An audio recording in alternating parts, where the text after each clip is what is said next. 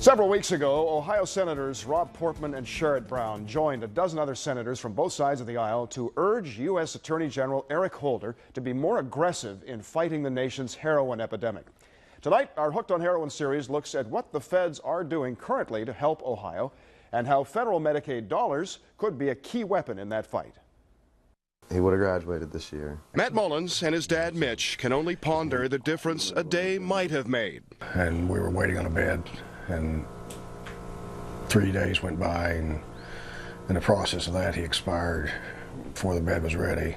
2 months ago, 17-year-old Ryan Mullins died of complications from his heroin addiction. I wish he would have been able to get into treatment. It comes down to money. Now, the cavalry may be coming in the form of federal Medicaid expansion dollars. An annual benefit funded through Medicaid would be approximately $75 million. That would double what the feds currently provide for addiction treatment in Ohio.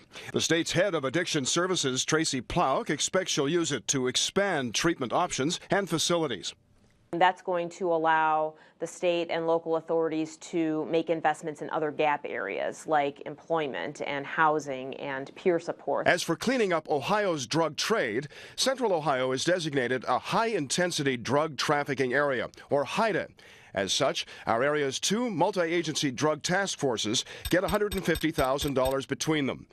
The DEA in Ohio says it has 14 agents, including 3 added in the past 18 months, working with state and local law enforcers to round up dealers and choke off the flow of drugs on our highways. And Washington has shifted its focus on prosecution. In terms of going after the worst of the worst, he has redoubled that effort. U.S. Attorney Carter Stewart says Attorney General Eric Holder has ordered him to hit big dealers hard.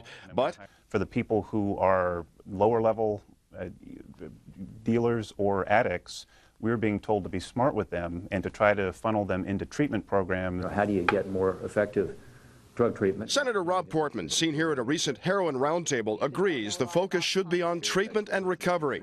As such, he's interested in 2 federally funded pilot projects run through Franklin County Drug Court. There's some new exciting drugs to actually drop the addiction altogether by blocking the receptor in the brain that causes the addiction. I'll always have that to look at if I make that decision again. Unlike his brother, Matt has made it into funded treatment for his addiction. That's huge because the amount of money that it costs, even for Vivitrol, can be upwards of $2,000 a month. Ryan's senior ring, picked it out earlier this year.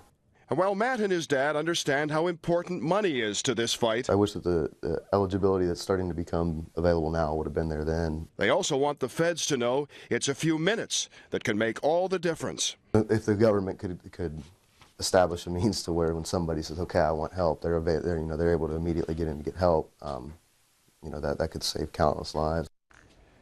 Neither of Ohio's senators wants the government to take over the fight, but rather provide resources and expertise to coalitions already fighting the epidemic here on the local level. And that $75 million in federal Medicaid benefit is based on all eligible Ohioans signing up for Medicaid, and right now the state has a long way to go to get there.